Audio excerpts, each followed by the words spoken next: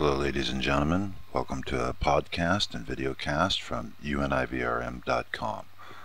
Today is one of our current event news articles titled Rules of War and Casualties of War? ? The concept for rules of war is an oxymoron because in the end, the only rule is to win. What is the definition of winning a war? In the past, World War II and before, the definition for winning a war to destroy the enemy or war until the enemy surrendered. In World War II, millions of people, civilians, killed by the warring parties from artillery shells to bombs dropped on cities.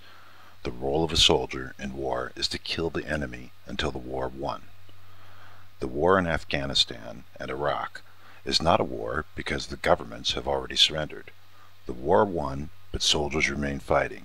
Essentially, a civil war on behalf of the new governments. Making a game of war, introducing rules of engagement and other specious nonsense, hypocritical political bullshit, because in any true war, such as World War II, warring parties will do whatever it takes to win. On any given day, people die from robotic drone attacks in Iraq, Afghanistan, Pakistan, and other countries around the world. Sometimes the robotic drones kill civilians. The standard explanation for such tragedies is oops.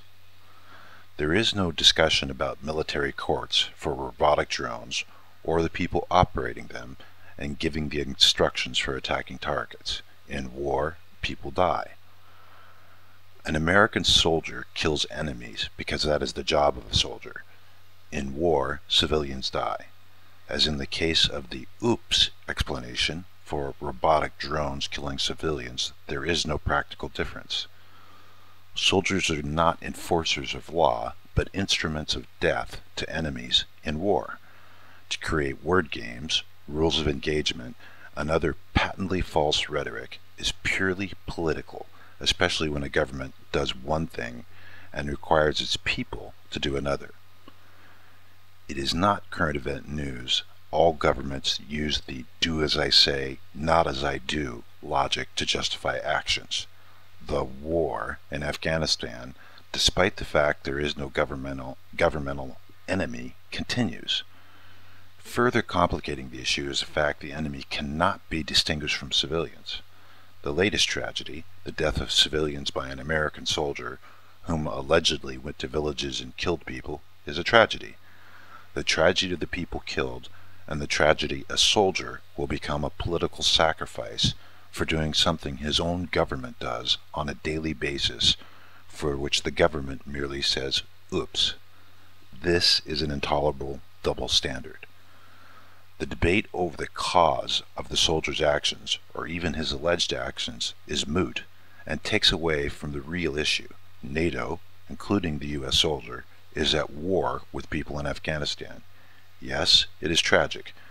People, especially civilians, killed in war, whether that war is World War II or the ongoing war in Afghanistan. As deaths of NATO personnel from allegedly friendly people in Afghanistan prove, there is no real way to determine threats. While the niceties of attempting surgical strikes gone awry with drones plastered over with oops, the fact remains all the people of Afghanistan, whom NATO is at war with, enemies. Soldiers in war kill enemies, especially when those very same enemies are killing and injuring their fellow soldiers. It is not current event news. People are made scapegoats out of failed political policies. It is current event news. A soldier cannot kill enemies in time of war due to political fiat and ridiculous rules which prevent the war from being won. Either there is war or there is not war. If there is war, then the soldier is no more to blame than an errant drone strike, except that the soldier must now serve his country by becoming a political scapegoat for failed political reasons. Ultimately, losing war by not carrying it out to the fullest extent possible, even if, as the military tactician Sun Tzu pointed out 2,500 years ago, this means destroy the enemy utterly. NATO, including the US, must stop playing at war because it is not a game, and neither the people of Afghanistan or NATO soldiers should be pawns used in geopolitical bullshit.